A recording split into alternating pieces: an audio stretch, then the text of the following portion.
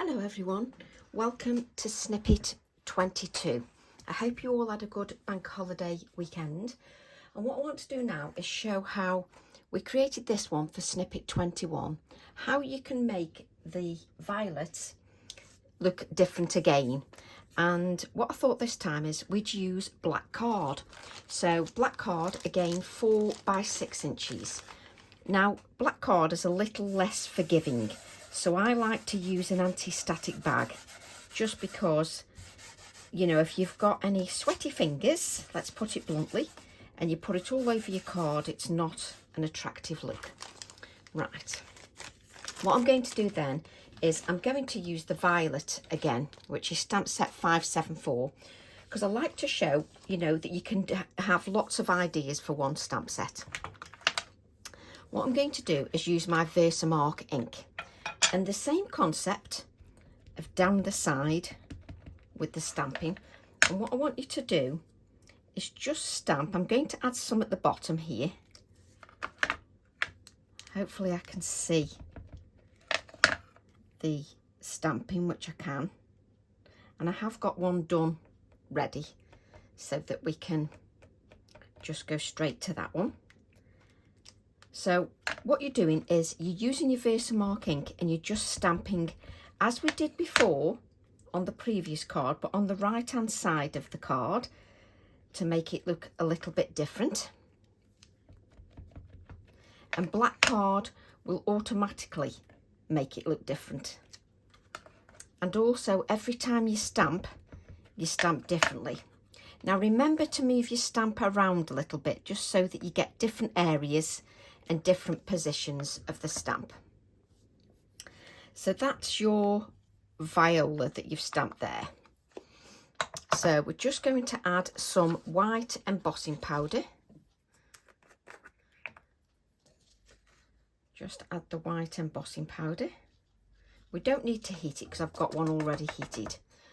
And then you can see what a how beautiful it looks with the white embossing. Now black is less forgiving than white card, I find. So what you need to do is have a little brush at hand, but don't worry if you've got a few little specks, you won't see them by the time you've put your white splatters on. That's my excuse and I'm sticking to it.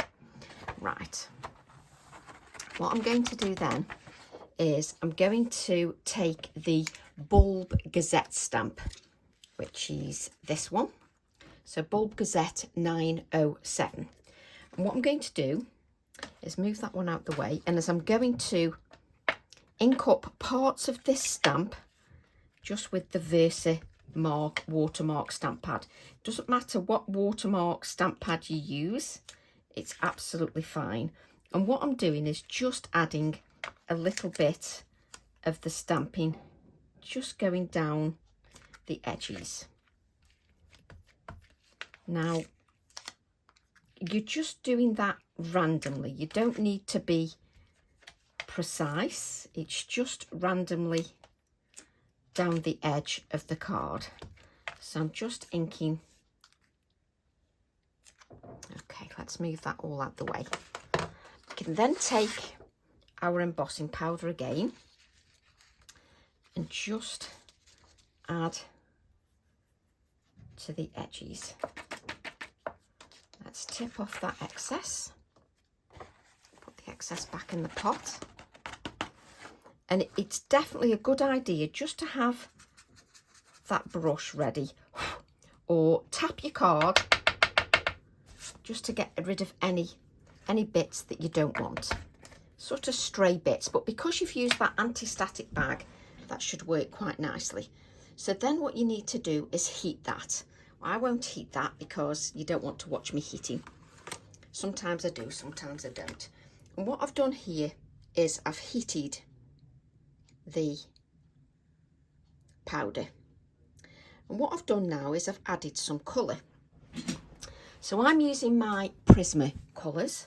And what I've done is I've coloured each one of the flowers with the white Prismacolor pencil, because if I put that white on, it'll allow me to put the colours over the top and make it also a little bit more vibrant.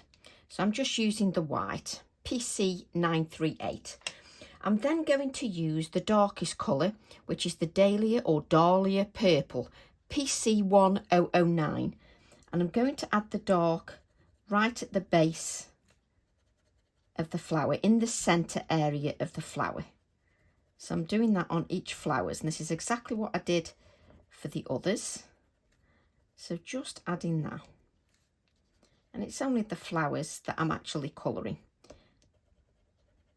I'm then going to go to the lightest colour, the second lightest colour, which is Parma Violet, PC1008. And what I'm going to do is just blend those two colours together with that. Just add that. So just add a little bit of that Parma Violet. Make sure I've not missed anywhere, which you know is typical for me. I'm then just going to sort of blend the edges out with a touch of the white, just to blend out a little bit. And then I'm going to add a touch of light cerulean blue, PC904. And what I'm going to do is just add a little bit of the blue to the colour.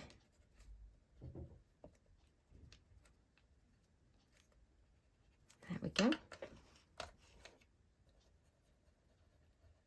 The blue just adds a nice little touch.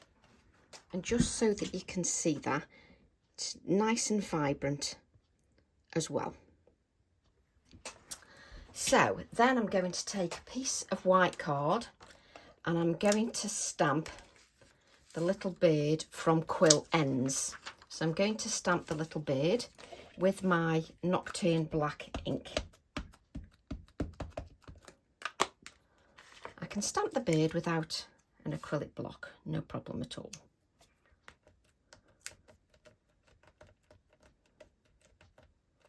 There we go. So then you can cut the little bird out, just so that you've got it like so. And then I've used the, you can't see it on here because it's on the packaging, on the violet stamp set, I've used the violet wording, which Tracy is neither used nor me, you can't see. The violet wording, which is covered up with the barcode. And I've literally stamped that out and cut it out. And then what I'm going to do is add these two to the card. But before I do that, this is going in my snippet book. So obviously with it going in the snippet book, I don't want to add any mat and layers because I want it to look exactly the same as all the other snippets, in that it's the same size. So what I'm going to do is take a piece of my kitchen roll, just so I don't get me mucky paws all over. And I'm just going to add a white mat just around the edges of the card. Now with your Posca pens, you need to make sure that you shake them and then pump the pen just so that that paint starts flowing. You need the paint to be flowing just so that you can get that working. So just, this means then I can add it to the black mat in my book because it'll have a white edge. So that'll work quite nicely. And what I want you to do is when everything is dry, let's just see. Yes, Tracy, spend 5 minutes trying to get a wipe out. That's just quality. Right, just wipe that up. And then when, can you see that white edge? When that's dry, put another coat on. It'll work quite nicely. I'm then going to add the violet wording. And just spend a bit of time deciding where you want to put it. Yes. So place that there. Just allow that to grab onto the card. And then I'll add my little bird.